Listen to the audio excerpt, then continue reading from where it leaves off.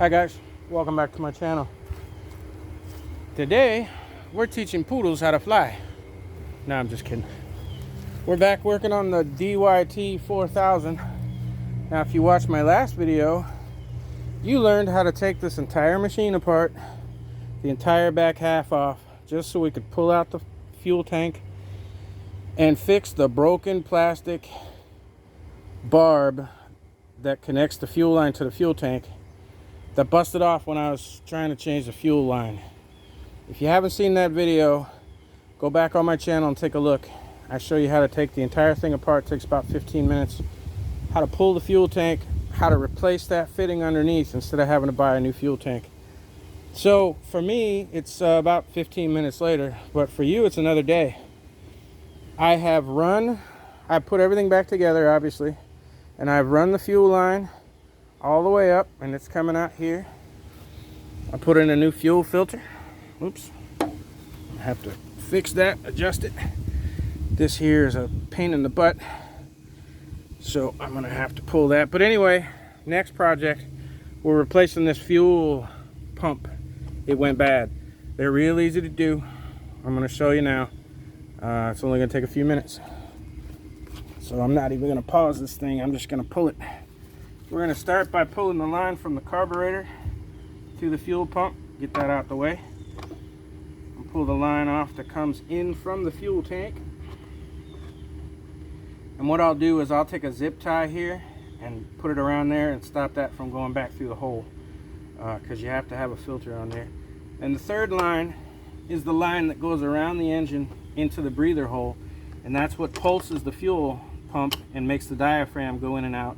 So it pulls fuel from the tank into the fuel pump, back out of the fuel pump into the carburetor. Then there's just two bolts. These are 3/8 bolts. Don't lose those. Take those out.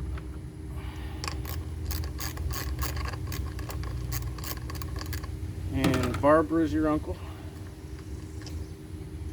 You have a fuel pump.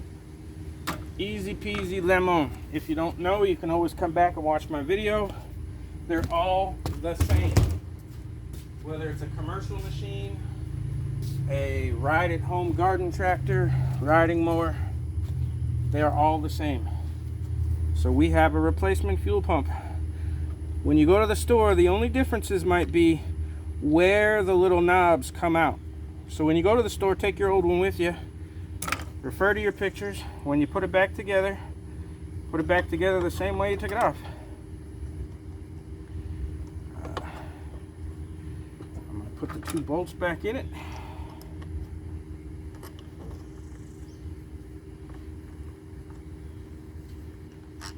It should be easy and not the bane of my existence. Looks like one is a little bit longer than the other one, so in this case I had to put the shorter one in the top. Tighten it just enough to hold it. This one is longer and it goes in the bottom. Put that in like so. Now, when you go to start this machine, when this job is done, you do not have to prime it. You don't have to do anything to it. It's just going to take a minute.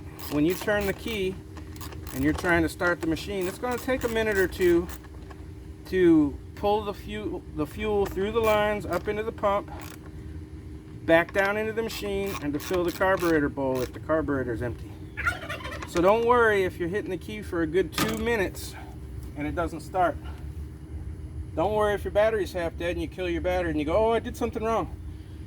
You didn't do anything wrong. This is completely self-priming. You put the lines back on where you took them off.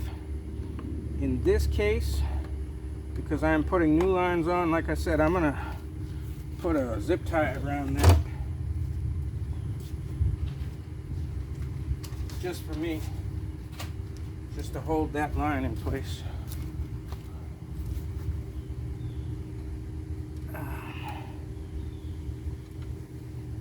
This is not part of the fuel pump job, but if you find that your line is kind of going back in your hole and you don't want it to, don't make it too tight that you clog that. You'll collapse that hose. So you just put your line back on, use your pliers to put your little clampies back in place. I've still got to replace this line. I'm just putting this on for you to see. This line's about to get replaced as well, and they just go back in place. So if you want to stick around for another minute, you can even watch me cut new lines.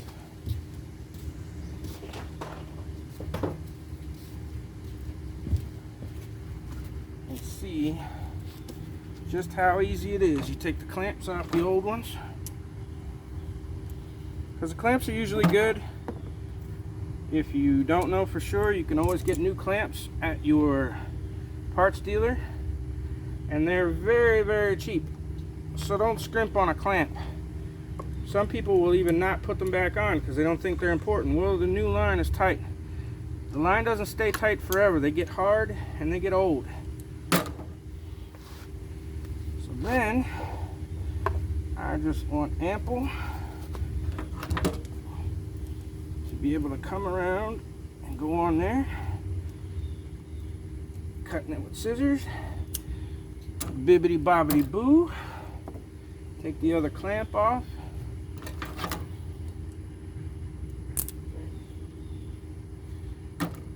put it on here,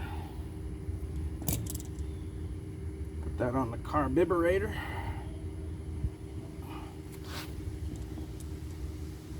and in case you've never bought line before, you go to your auto parts store, your lawnmower dealer, take the line with you. They'll match it for you. It runs anywhere from 50 cents to $1 a foot. It is no big deal, and these clamps are cheap as well. So that line's on, in and in place. Cut the end of that zip tie off. That'll stop it from going back in the console, which is no big deal, but you don't want any kinks in your fuel lines or anything like that. I'm going to replace this last portion here, which comes over. In this particular setup, the pulse line does not go into the machine. It actually goes onto your oil dipstick case. So that's a Craftsman thing, I guess. Anywhere it can get pulsation vacuum from inside of the mower, the motor, and obviously the cone that your dipstick goes in goes down into your breather case. So it doesn't really make a difference. Then you're just going to match it up. Make sure you're long enough. I always go an inch or so longer than the old one, because you want to make sure you don't cut it short. If you cut it long, you can trim it. If you cut it short, you wasted a bunch of hose. Ooh, when they flick out of your hands, try and watch where they go. This one went about 10 feet across the yard. But it's like baseball. It flicks out of your pliers. Watch where it lands. And that way you're not going back to the store trying to get more stuff. One more of these. Now, if you look at the old ones, I'll show you here in a second. If you look at the old line, you'll say, hang on, Kelly, that's shaped. See, that's holding its shape and it's rounded at the end. That's because it's old and it's dried out. The new ones are flexible. The old one was flexible just like this when it was originally put on. And over time, lines dry out, they get hard, they get rigid, then they either collapse or they crack. So just make sure your little clampy clamp is up in place.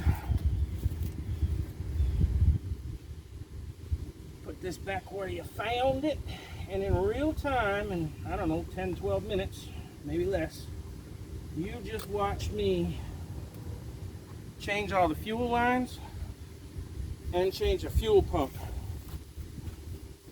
I'm not going to tell you the cost of the fuel pump because that can vary from state or country that you might be in. Just wiggle all the lines, make sure that nothing's coming apart, and then eventually when you start it, you're going to want to check it while it's running and make sure that nothing leaks. That's it. That's all there is to changing a fuel pump on a riding mower. And the fuel lines. The only thing you didn't see on there is me feeding that line through the frame and back up to the tank. But you even saw me take this whole thing apart if you watched my last video and how to fix the tank. So there you go. Yes, it's 90 some degrees in Florida and I'm sweating. I'm gonna go get a cold drink and watch some of your YouTube videos. Thanks guys for stopping by. See you soon.